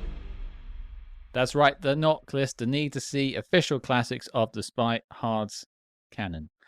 Cameron, because we have a new guest joining us, perhaps some new listeners tuning in for the first time, can you explain what the knock list is. Yes, the knock list is our tortured acronym for Need to See Official Classics of the SpyHards podcast, where every week after we've talked about a movie, we all vote to see if it belongs in said canon. Some movies that have made it previously, North by Northwest, and Allied. Thanks a lot, Scott. But not Never Say Never Again. No. But Where Eagles Dare is on there? Yeah, that one made it on. I don't think... We haven't done Guns of Navarone yet. I don't think any other Men on a Mission movies have made it on. Eagle Has Landed didn't land. No, not quite, no. Um, we liked it. We done a couple more Men on a Mission ones. Oh, it's a good film. Yeah. And the church is like 20 minutes from my house. But I'm tempted to go, and like the water meal from that is there as well. Ooh. Still there. I'm tempted to go have a little photo with it. For those near London, it's worth a trip out, apparently. Well, okay, so we have 4 votes, so this could swing wildly, folks. Guests always go first, and as the sort of first time round, Matt, you're up. You get the first vote. You get to cast us off. Yay or nay? I'm gonna say yes, because I think there's enough here for an espionage fan to really get their teeth into. Not only do you have a really great submarine movie, but you also get a nice bit of Cold War, space age essence where it's like, ooh, what's happening? And I just think there's a certain something to it. There's a je ne sais quoi that is just says yes to the knock list on this. I think you can make a really strong case for it. I know it's got its detractions, but I think it has the tension, it's got the gadgets, it's got a great cast, it's got that Cold War vibe. And I know the pacing lets it down slightly, but I'm still going to say yes. Hey, there's a couple of films on that knock list that have a bad pace. There's a couple of bad films on the knock list too. So it's I mean, if Allied is on there, yeah, it's films that we think are important to the spy canon. If you sit someone down and go watch these, and at the end you'll know what spy movies are. That's really what this list is about. It's not the best of the best, although that is kind of part of it. But like, it's also ones that inform the discussion. Moonraker's on there, for God's sake. Yeah, and Moonraker was because it's like, it's kind of the definitive example of Bond in its extravagance when it goes so big that it has to be pulled back to earth. Totally. Robbie, you're up. So I've been milling on this all day. So I think from us chatting, I am going to put it on the knock list. Purely because it's a good... Yeah, I know, right, Matt? What a twist. I thought that was a no. I thought it was a no. No, I know, right? No, because I think from what we've talked about and how we've dissected the movie over the show, it's a good spy movie. It's not necessarily a great movie, but in terms of the spy stuff and the Cold War stuff, it does actually get that really, really like spot on. I think it's good, but if it wouldn't get on my Blu-ray shelf, put it that way, but it gets on the knock list as a spy, as an example of a spy movie. And there's war films we've done on our show where you might not want to buy the DVD, but you still would recommend it in the right circumstance. So I'm going to put it on the knock list too. Okay, so it's 2 yeses. So now, basically, all it needs is one more. Cameron? I'm a no on this one. Keeping the suspense. What a twist. I can acknowledge that it's definitely a very unique film. There's not a lot like it, but I just think it holds you so at arm's length that it is a movie that I find myself admiring its technical qualities, not a lot to do with the storytelling. And there's a line in the movie that I think sums up my thoughts on it, which was, I'm impressed, not enlightened, but impressed. I like that. Nice. He had that written down, underlined and circled, like he knew he wanted to use it. It is underlined, actually. Yeah. I've seen how you take your notes. I can imagine. Okay. 2 yeses, 1 no. It all falls to me, which it never usually does, but we never usually have 2 guesses. It's actually like weird to be in that split. And I'll just give a little preamble. When I was thinking about my vote, I genuinely had it down as Matt, yes, Robbie, no, Cam, no, me, question mark. And so I was like, I was going to be the one to like maybe save it or maybe like, or not. So it's Robbie interesting. pulling a Vasilov, that's what this is. Oh, it's a real, it's a real Borgnine. He did say he was the Borgnine at the start, to be fair. Yeah, he set it up. There you go. Set up and pay off. There are some films on the knock list that maybe I'm not as proud of as other ones. Allied is definitely one. You Only Live Twice is another one. There's a couple of Cam's picks I'm not a big fan of either. That happens. Thunderball is the one you're thinking of, right? Yes, I just don't like that film that much. He says after he did a screening of it earlier last year. But yeah, go on. I know the one you're thinking of too, The In-Laws. I can't stand that film. Sorry, it just isn't funny, and it's a comedy. Like it, hilarious. As by definition, it fails at the start. But speaking of definitions, I think the spy story in this is really strong. And if we're talking about need to see films, that pushes me towards yes. But then, do I like if I was going to choose? Do I give them Where Eagles Dare or this? It's Where Eagles Dare. Mm-hmm. But then I don't have to choose. I can have both. Robbie wants to come in on something there, I felt like. No, I'm just agreeing. I'm just nodding. Okay. Would an exquisite film program sway the story? That's also part of the roadshow approach, yeah. This is one of the finest film programs I've ever seen. I forgot you bought that. I bought That this prop ages was just ago. sitting there waiting for this moment. I mean, just look at this. I mean, we're going to need some photos for that for social media. Don't worry, I'll provide photographs for the social media for sure. We got all the little scenes from the film, including the crevasse and the ice station. For the listener, Matt has pulled out a souvenir brochure for Ice Station Original Zebra. 1968 movie program for Ice Station Zebra. How much did that cost? It wasn't that much. It was like 15 quid. I was so okay. pleased to Wow. come across it. But yeah, does that sway you? It does. Oh, Jesus. Show him something shiny. That does it. Oh, Capitalist I'm a magpie. trinkets have swayed him, Matthew. The thing is, when I started this, as I said, I thought Robbie would be a no. I thought Cam would be a no, and I thought I would be a yes, and then we'd end up in a tie. Which ties mean you don't go on the list if it's two split. But I liked this film going into it, so I think it would be against everything I've said about this film the entire way through. Like, it has a rough ending, sure, but there's films on the knock list that has far rough endings and far rough starts. So The Wrecking Crew. The Wrecking Crew, perfect. Thank you, Cameron. So I'm going to give it the yes. Yay. Ice Station Zebra is making the knock list. 3 yeses, 1 no.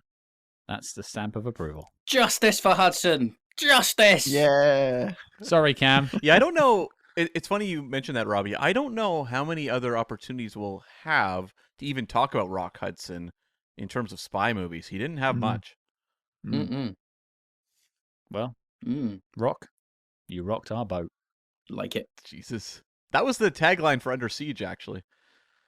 You rocked our boat. It said he'll rock the boat. Oh, nice. I could see that. Yeah. I could see that. I just wish that the ending had been as exciting as the front cover of the program, because there's clearly Look at that. a lot going on. Yeah, that's Yeah. definitely bigger than the finale. Bombers of this and movie. all sorts. Yeah. Yeah, a lot going on. Well, gentlemen, thank you for boldly stepping upon SpyHards soil once again. For Robbie and Matt, thank you for joining us for the first time. I think we definitely needed your expertise, especially on the firearm section there, because I wouldn't have a clue. Always happy to help. I say on that one. every week. But yeah, you're very welcome. He was talking about 5.56 rounds. I was like, yeah, I played that in Call of Duty, I think, but that's There about you it, go. really. That's a point of reference. I'll do. But before we let you go, first of all, where can the people find you online? And what have you got coming up in 2026? Because that's when this is coming out. Well, because we always work week to week, which is a bit naughty in terms of podcasts, and you guys are a bit better at that than us. I would recommend to the listeners, if you haven't listened to our show, catch up with some of our December content. We had a great interview with Tony Earnshaw all about the making of the Wild Geese. We also had fun covering the eternal classic Small Soldiers, which is a Christmas movie. And we also have our war movie adjacent series, and we dropped our take on Lethal Weapon, which is also technically a Christmas film. I know everyone says Die Hard is a Christmas movie, and I agree. I think an equal case can be made for Lethal Weapon as well. So yeah, That's what we've had in December, and in 26 going forward, we're going to be covering lots of obscure war movies and lots of less obscure war movies, hitting some big ones. We have some great guests lined up as well. We've got a little bit of a list, and we are working our way on those. So yeah, that's what we've got coming up. Do join us we're on Spotify, Apple Pods, all the good places. We're at fightingonfilm.com if you want to check out the FOF archive. There's about nearly 300 episodes now that you can go and check out. So we think there's something for everybody. We are coming up on our 250th. We are, yes. But it's not really, because we didn't start counting them for about a year. That is also true. Yeah. Yeah. So yeah, no, please Still give us a follow. counts. Still counts. Yeah. Folks, we love the cut of their jib. Go and find Fighting on Film. They get the SpyHards seal of approval, which is worth absolutely nothing. But you get it. Of course, we'll be having SpyHards on in 2026. Yeah, in 26, of course. For an episode. We'll have to work out what exactly. Or pick a war film with a spy in it, or just pick a war film. Frankly, we'll talk about anything. They saved Hitler's brain. Maybe that, or something wild. I don't know yet. Well, that's the thing. We like the SpyHards special style of things. If you've got a film that's super obscure, that's interesting, we'll do that, because that's fun. There is so much overlap. There's so much overlap between the spy genre and the war movie genre that we will not we will actually have more trouble working out what we want to cover than finding something to cover. Well, that's a tasty tease for 2026. Matt, Robbie, thank you for joining us on SpyHards. It's been a genuine pleasure. Absolutely. You're very welcome. Really enjoyed it. Thank you for having us on. Yeah, thanks so much.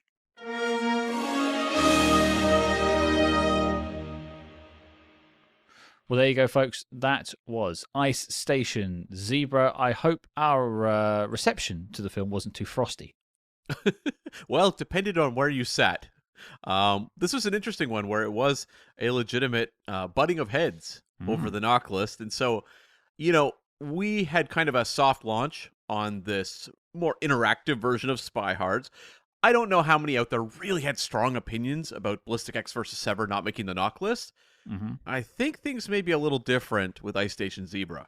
Yeah, I think when I put that post out this Friday saying Ice Station Zebra knock list yay or nay, there will be some comments and arguments in the comments. This feels like a movie I think that does have a real cult audience around it. So I'm looking forward to hearing passionate takes in either direction. Yeah, I mean, it's won't be the first time I've picked one that might be something you don't like, but there's been ones that you've picked I don't like. So it's just the way it goes. That's right. It's up to the audience out there to tell us all who's right. Team Cam or Team Scott? Well, it's always Team Scott, right? Right. Not from what I see. Oh, well, you're never in the WhatsApp. You just watch the WhatsApp. It's a watch app for you. Accurate. Occasionally, I do little reactions. Yeah, you do, like a little smiley face. Everyone's like, he's here. Cam is here. Bread emojis. Yeah, is you doing the bread emojis? Yeah, Great of course. Because he is a baker, folks. It is an in-joke. If you want to join the WhatsApp, let us know. Reach out on social media. Drop us an email, mail@spyhards.com, or just contact us on social media. But also, if you want to let us know your thoughts on Ice Station Zebra, do you think it should have made the knock list or not? Drop us an email, mail@spyhards.com. And I didn't at the beginning, but I also want to thank the chaps from Fighting on Film podcast, Robbie and Matt, for taking the time to sit down and talk about Ice Station Zebra with us. It was good to get the whole cast of the show on. It was, yeah. It was a lot of fun because we had Robbie on solo in the past, so this was a great team up here. Yeah, for sure. But that more or less ends our mission with Ice Station Zebra. What are we aiming our periscope at next week? Scott, sometimes when you're coming off one movie, you want to continue the same tone, the same energy, the same vibes. And so, you have this Men on a Mission film, Ice Station Zebra, and you're like, how do you continue that energy? Well, what if we tackle the 2017 animated movie, The Boss Baby? What if we did? Wow. Whiplash. This is big time whiplash. Listen, I can get you in 2 steps between Ice Station Zebra and Boss Baby. Is it because Submarine's and Alec Baldwin? Correct. Yeah. Of course. All connected. You have Alec Baldwin in Hunt for Red October. Well, you know what? Like, we're jumping from one submarine actor to another, And the Boss Baby has been long threatened on the podcast, and we just realized we have to get this done. Just, folks, let's check out the Boss Baby and see what it really is. And to be fair, we've already recorded that episode. We had a lot of fun with it. There's some interesting things to say. Thematically, it's quite an interesting film as well. It's not just a cartoon. There are some, themes and things to dive into. Yes, and can't wait to hear all of your thoughts the week after that one. The thematic analysis of Boss Baby, the one everyone wanted. Who had passionate opinions about the knock list with the Boss Baby? Can't wait to find that one out. Well, there you go, folks. Your mission, should you choose to accept it, is to join us next week as we don our diapers, take a seat in the high chair, and get served up a dose of the Boss Baby.